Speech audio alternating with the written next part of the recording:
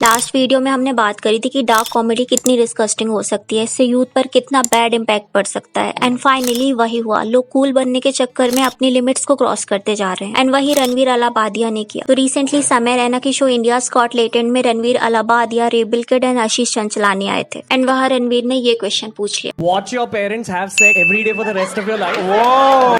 Would you join in once and stop it forever? And ये question काफी disturbing था। आप कैसे पेरेंट्स से रिलेटेड ऐसी वल्गर चीजें बोल सकते हो? कॉमेडी की भी एक लिमिट होती है। अब इस टाइप के क्वेश्चन फॉरेन में तो काफी टाइम से चल रहे हैं, वहाँ के लोगों ने इसे अडेप्ट भी कर लिया है। बट जरूरी नहीं कि इंडियन ऑडियंस को भी ये अच्छा ही लगे। कोई चीज किसी के लिए कूल हो सकती है तो वही चीज किसी के लिए डिस्टर्बिंग भी हो सकती है। अब समय को तो पता था कि इस एपिसोड से कंट्रोवर्सी हो सकती है, तो उन्होंने मेंबर्स ओनली में ये एपिसोड को रखा था। बट फिर भी काफी सारी जो क्लिप्स हैं वो सर्कुलेट हो गई एंड कंट्रोवर्सी हो गई। अब ये कंट्रोवर्सी इतनी ज्यादा बड़ी हो गई कि समय रैना के शो को बैन करने की डिमांड की जाने लगी। रणवीर अलाहाबादिया को जेल भेजने एंड मारने तक की बात की जाने लगी। काफी सारी कंप्लेंट्स ऑलरेडी रजिस्टर हो गई है एंड इसके लिए काफी बिग पॉलिटिशियंस ने भी एक्शन लेने की डिमांड करी है। फ्रीडम ऑफ स्पीच सभी को है, लेकिन मर्यादाएं है।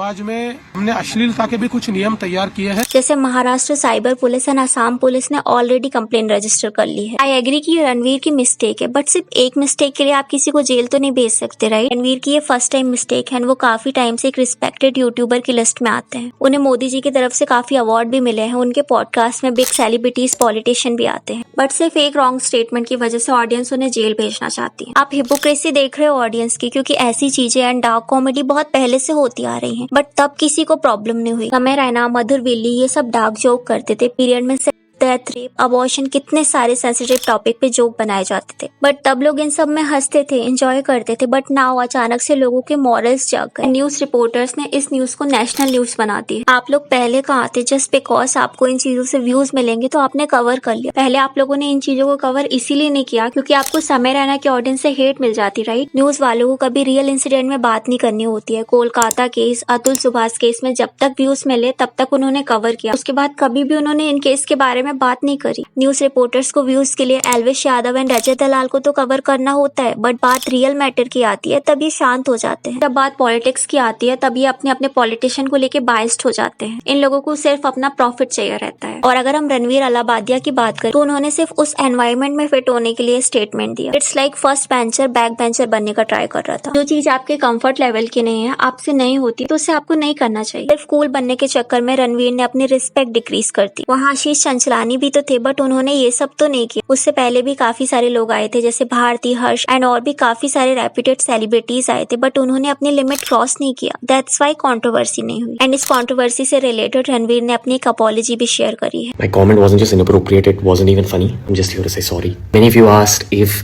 this is how I wish to use my platform, and obviously this is not how I wish to use it. I'm not going to give any context or justification or reasoning behind whatever happened. I'm just here for an apology. I personally had a lapse in judgment. It wasn't cool on my part. अब चाहे वो sorry ना भी हो, फिर भी उन्होंने apology तो मांग ली, राइट? अब इस कंट्रोवर्सी को बढ़ाने से क्या मतलब? एंड कितने इजीली समय की ऑडियंस समय को डिफेंड करने की कोशिश कर रही है। इसमें समय की गलती नहीं है। डार्क ह्यूमर इज फन, ये सब नॉर्मल लोग नहीं समझ सकते, जबकि समय ये लॉन्ग टाइम से करते आ रहा है। उन्होंने अबॉर्शन पे जोक बनाया था, दादा की डेथ पे जोक बनाया था, दादी के बारे में जोक बनाया था, एंड समय का पूरा चैनल ही इन सब से भरा हुआ। बट स्टिल आप लोग समय को सिर्फ इसलिए डिफेंड कर रहे हो क्योंकि वो आपका एक फेवरेट यूट्यूबर है, राइट? अगर समय की गलती है तो आपको अपने क्रिएटर को रियलाइज भी तो करवाना चाहिए। ये नहीं कि आप उन्हें डिफेंड करने लग जाओ। ये बोला जाता है कि कॉमेडी लिमिटलेस होती है, आप किसी पर भी जोक कर सकते हो, बट कॉमेडी लिमिटलेस नहीं होती है, उसकी भी एक लिमिट होती है। कॉमेडी के चक्कर में आप किसी को भी हर्ट नहीं कर सकते, किसी के रिलीजन को लेके, डेथ को लेके, और ऐसे काफी सारे सेंसिटिव टॉपिक है जिन पे हमें जोक नहीं बनाना चाहिए। एंड लास्ट टाइम जब मैंने डार्क ह्यूमर के ऊपर वीडियो बनाई थी तो उसमें काफी सारे लोगों के कमेंट थे जो बोल रहे थे कि कॉमेडी सब्जेक्टिव होती है। ऐसे तो हर चीज में ऑडियंस ऑफेंड हो सकती है। I agree with you, comedy subjective तो होती है, बट डजंट मीन कि आप किसी सेंसिटिव टॉपिक पे जोक ही बना दो या किसी की भावना को ठेस ही पहुंचा दो। इनसे रिलेटेड मैंने एक कमेंट देखा जिसमें एक पर्सन बोल रहा था कि the person said I was defending some and suddenly कुछ लोग आके मेरे पेरेंट्स को गाली देने लगे। They are cussing someone's parents while protesting against cussing. I mean literally, एक तरफ तो लोग पेरेंट्स के लिए स्टैंड ले रहे हैं, देन दूसरी तरफ आप दूसरों के पेरेंट्स को गालियां दे रहे हो, तो आप भी तो उसी कैटेगरी में आए ना। आपने भी तो किसी के पेरेंट्स की डिसरिस्पेक्ट ही करी है। ऑल्सो शो में रेबल किड मिथपैट के प्राइवेट पार्ट को लेके कमेंट कर रही थी, जबकि मिथपैट और उनकी वाइफ अनकंफर्टेबल लग रहे थे। परमेश्वर चाहिए मुझे, बताओ कहाँ से मिलेगा?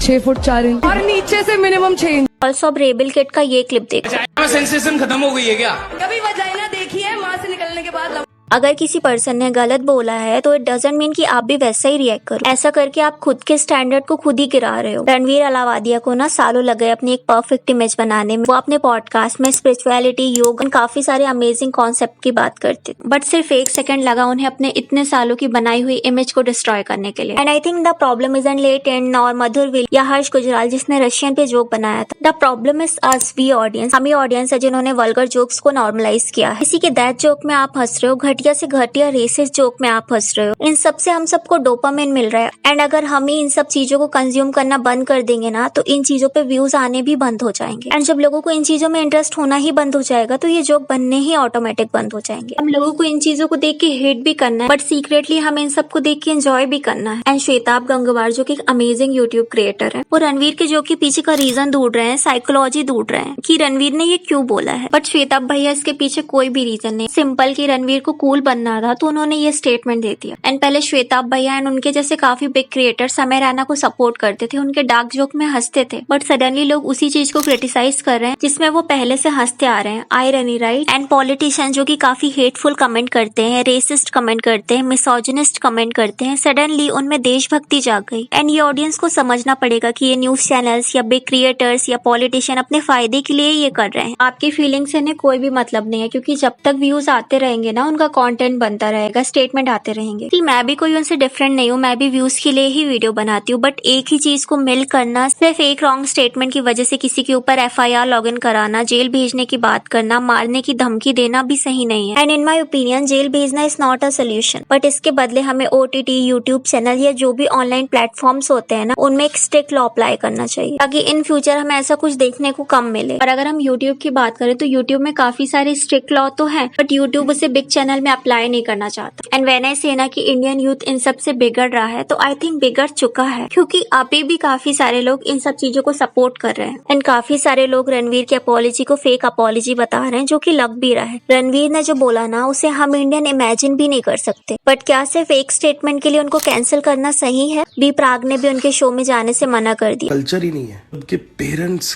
कौन सी स्टोरी बता रहे हो?